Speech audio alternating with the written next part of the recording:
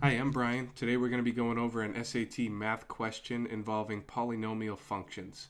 So in this question, we're given two polynomials, f of x and g of x, and we're asked which of the following polynomials is divisible by 2x plus 1.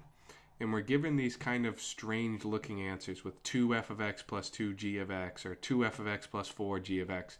When we see a question like this, the key is to take one of these functions and write it in terms of the other one.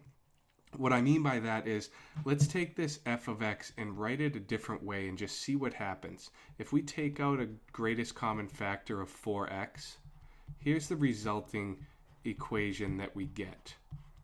So this is equivalent to f of x. We take out the 4x, which is the greatest common factor, and notice how this and this match up. So now we can say that f of x is actually equivalent to 4x times g of x.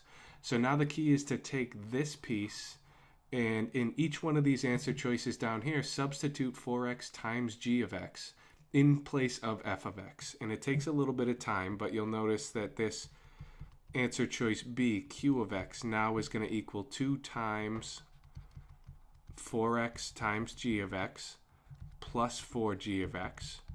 With a little bit of simplifying, this comes out to 8x times g of x plus 4 times g of x. Those have a greatest common factor of 4 times g of x.